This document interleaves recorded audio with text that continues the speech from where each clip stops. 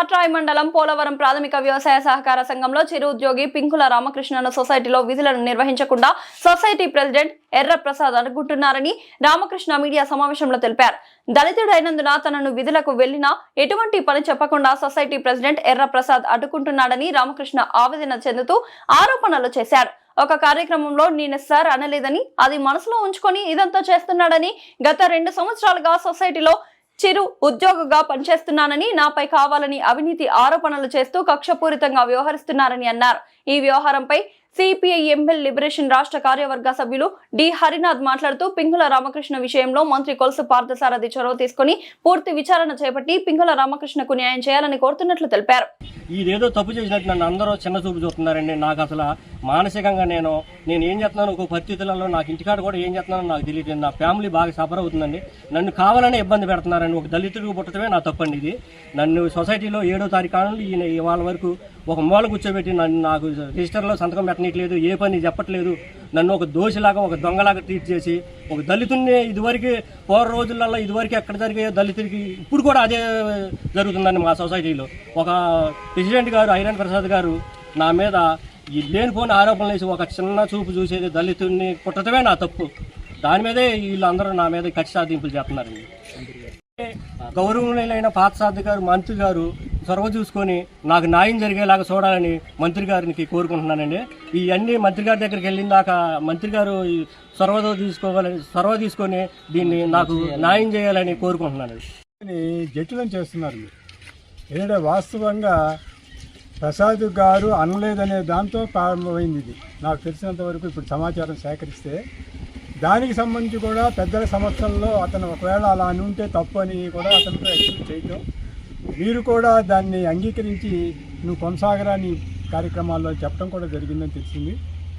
ఆ తర్వాత ఏదో కొంతమంది మీ మీద ఒత్తిడి తీసుకొచ్చినట్టుగా తెలుస్తుంది. ఈ విషయం చూస్తే వాళ్ళందరూ కలిసి మీరు ఆ తర్వాత మళ్ళీ ఒక 5 రోజులు ఆగు, ఆ తర్వాత నిన్ను మళ్ళీ తిరిగి పనిలో పెట్టుకుంటాము, నిన్ను తీసేయలేదు అని చెప్పి అన్నాయి.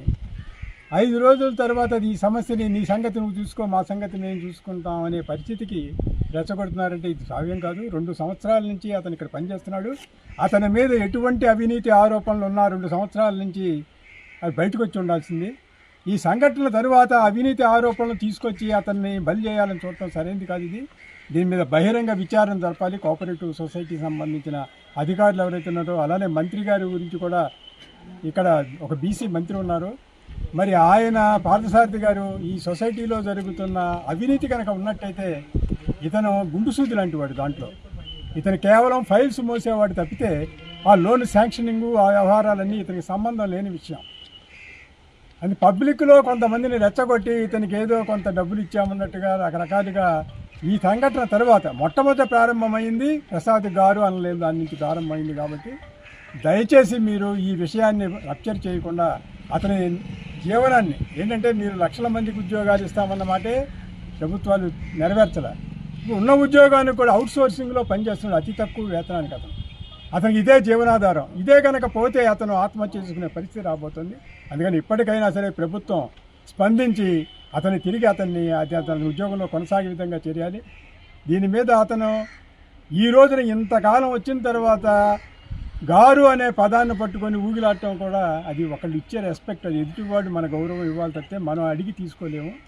అతను ఒక చిన్న ఉద్యోగిగా మిమ్మల్ని ఒకవేళ ఆ రకంగా అని ఉన్నట్టయితే అది అతను కూడా మనస్ఫూర్తిగా నేను అనలేదండి అని అంటున్నాడు. ఒకవేళ అని ఉంటే అది ఎక్స్క్యూజ్ చేయండి మీరు పెద్ద మనసుతో. అతని ఉద్యోగంలో కొనసాగింపుగా చేయాలని విధుల్లోకి తీసుకోవాలి. పింకుల రామకృష్ణ యథావిధిగా సొసైటీలో విధుల్లోకి తీసుకోవాలి. పింగళి రామకృష్ణ న్యాయం చేయాలి. పింగళి రామకృష్ణకి ఇది అతని ఉద్యోగం కొనసాగేలా చర్యలు చేపట్టాలి. అతని ఉద్యోగంలో కొనసాగేలా చర్యలు చేపట్టాలి. పింగళి రామకృష్ణకి న్యాయం జరగాలి. పింగళి రామకృష్ణకి న్యాయం చేయాలి. అతని ఉద్యోగంలో తీసుకోవాలి. అతని ఉద్యోగంలో